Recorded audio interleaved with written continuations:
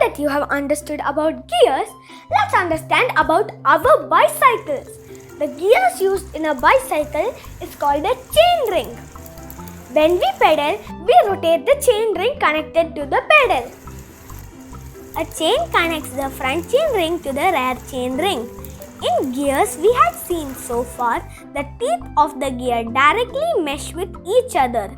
But in the bicycle, a chain is used to mesh the two gears. Normally, the rear chain ring is smaller, and so when we make one round of the pedal, the rear wheel turns 2 or 3 times. This was a simple bicycle. Geared bicycle used a sprocket with several gears and a derailleur. This is the sprocket. This sprocket has several gears from very small size to big ones. This is the derailleur. Derailleur is used to guide the chain to the right gear in the sprocket. You can change the gear here and the derailleurs will guide the chain to the correct gear on the sprocket.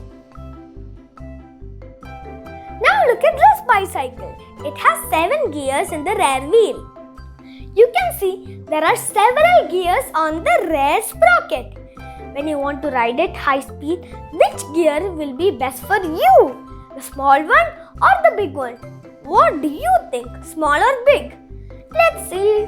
1, 2, 3, 4 and 5. The answer is small. The front chain ring connected to the cycle pedal is the driver gear. The gear in the sprocket is the follower gear. What we had seen is if the follower gear is small, it rotates many times and the wheel will turn that many times. So if we use the smallest gear, the cycle will go the fastest. But then, why do we need bigger gears at all? You want to go fast, right? Not slow. Good question. If the big gear is the driver and the small gear is the follower gear, we get speed. If we reverse it and if the small gear is the driver gear, the speed will decrease. But you need less power to drive the bicycle as you can easily turn the small gears. This is very useful when you are biking up the hill and you need to put lot of effort to pedal. There, you need to be able to pedal easily and move the bicycle up the slope. Now if we do the mathematics, you will see that when you want speed, you use low gear ratio. And when you want to go uphill, you use high gear ratio. It is the same in a car. You use the first gear when you start the car. Do you know why? With the first gear, you get more power which is needed to move a car when it is stationary, and at that time the speed is low. It is the same when you are riding uphill. You use the lower gears like 1 or 2 to get more power and you don't need speed. But when you are cruising on a highway, you need speed and not power.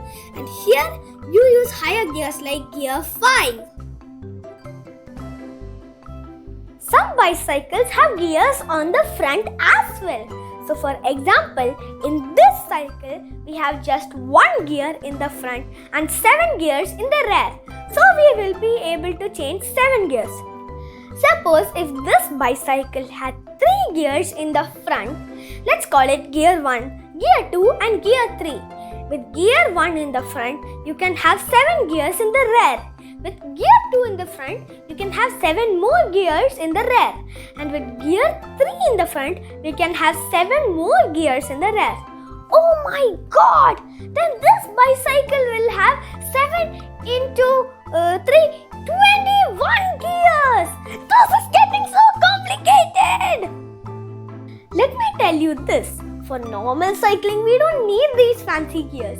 Even if you need, just buy one. A few gears, unless you are going to Himalayas on your bicycle. Now that you know why we change gears and which gears to use, it will be more fun cycling. Let's zip through! Hope you like this video. Then please hit the end and then I will notify you when I add my next video. Ta-da!